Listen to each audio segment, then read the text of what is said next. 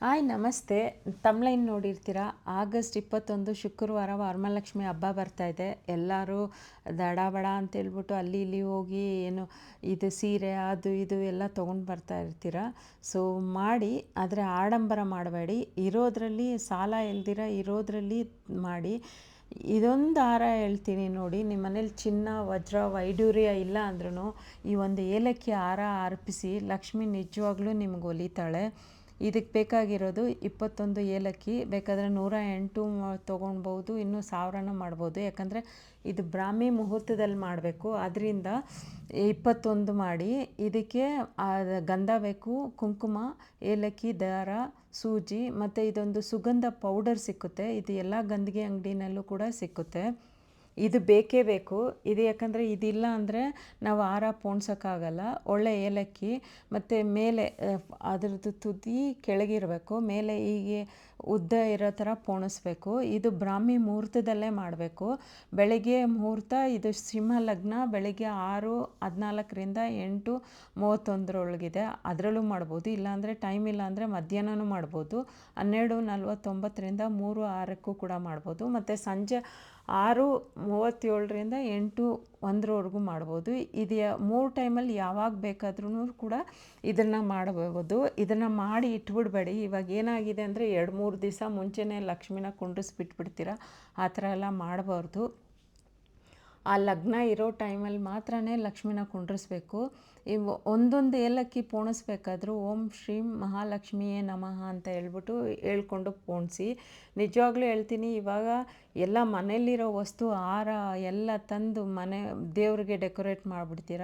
ಲಕ್ಷ್ಮಿನೇ ನಮಗೆಲ್ಲ ಕೊಡಬೇಕಾಗಿರೋವಾಗ ನಾವೇನೋ ದೇವ್ರಿಗೇನು ಭಕ್ತಿಯಿಂದ ಈ ಥರ ಸಿಂಪಲ್ಲಾಗೆ ಅರ್ಪಿಸೋದೇ ಲಕ್ಷ್ಮಿಗೆ ಇಷ್ಟ ಆಗೋದು. ಸುಮ್ಮನೆ ನಮ್ಮ ಹತ್ರ ಇದೆ ಅಂತ ಹೇಳ್ಬಿಟ್ಟು ಚಿನ್ನ ಬೆಳ್ಳಿ ಎಲ್ಲ ಹಾಕ್ಬಿಟ್ಟು ಸುಮ್ಮನೆ ಭಕ್ತಿ ಏನೂ ಇರಲ್ಲ, ಅಲ್ಲಿ ಬರೀ ಶೋ ಆಫ್ ಮಾತ್ರ ಇರುತ್ತೆ. ಆ ಥರ ಮಾಡೋಕ್ಕೆ ಹೋಗಬೇಡಿ.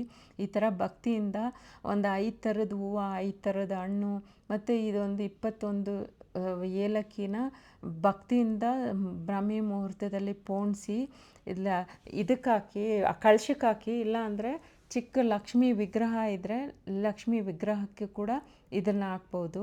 ಮತ್ತು ಇದನ್ನು ಗಂಧನ ನೀರಲ್ಲಿ ಮಿಕ್ಸ್ ಮಾಡಿಕೊಂಡು, ನಾನು ಹೇಳಿದ್ನಲ್ಲ ಸುಗಂಧ ಪೌಡರ್ ಅಂತ ಹೇಳಿದ್ನಲ್ಲ, ಇದಂತೂ ಇಂಪಾರ್ಟೆಂಟು. ಇದಿಲ್ಲ ಅಂದರೆ ಮಾಡೋಕ್ಕೆ ಸಾಧ್ಯ ಇಲ್ಲ. ಇದು ಸ್ವಲ್ಪನಾದರೂ ಹಾಕಲೇಬೇಕು. ಹಾಕ್ಬಿಟ್ಟು ಗಂಧನ ಮಿಕ್ಸ್ ಮಾಡ್ಕೊಳ್ಬೇಕು. ಮಿಕ್ಸ್ ಮಾಡಿಕೊಂಡು ಒಂದೊಂದು ಏಲಕ್ಕಿಗೂ ಕೂಡ ಗಂಧನ ನಿಧಾನಕ್ಕೆ ಹಚ್ತಾ ಬರಬೇಕು. ಎಲ್ಲದಕ್ಕೂ 21ಕ್ಕೂ ಕೂಡ ಹಚ್ಚಬೇಕು. ಗಂಧನ ನಿಧಾನಕ್ಕೆ ಹಚ್ಚಬೇಕು. ಬಟ್ ಇದೆಲ್ಲ ಆ ಮುಹೂರ್ತ ಇರುತ್ತಲ್ಲ, ಆ ಮುಹೂರ್ತ ಟೈಮಲ್ಲೇ ಹಚ್ಬೇಕು ಇವೆಲ್ಲ. ನಿಜವಾಗ್ಲೂ ನಂಬಿ.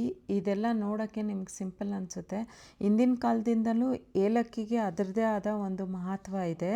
ಇದು ಪವಿತ್ರ ಸಂಕೇತ. ಯಾವುದೇ ನಾವು ಹಬ್ಬ ಹರಿದಿನಗಳಾಗಲಿ ಪಾಯಸ ಮಾಡಿದ್ರೆ ಏಲಕ್ಕಿ ಇಲ್ದಿರ ನಾವು ಪಾಯಸ ಮಾಡೋದೇ ಇಲ್ಲ. ಯಾವುದೇ ದೇವ್ರಿಗಾಗಲಿ ಇದಂತೂ ಐಶ್ವರ್ಯ, ಸೌಭಾಗ್ಯ ಮತ್ತು ಸಮೃದ್ಧಿಗೆ ಸಂಕೇತ ಇದೆ ಏಲಕ್ಕಿ. ಅದರಿಂದ ಅಷ್ಟೊಂದು ಪವರ್ಫುಲ್ ಆಗಿದೆ. ನೀವು ನಿಜವಾಗ್ಲೂ ಇದನ್ನು ಈ ಸತಿ ಹಾರ ಮಾಡಿ ಹಾಕಿ.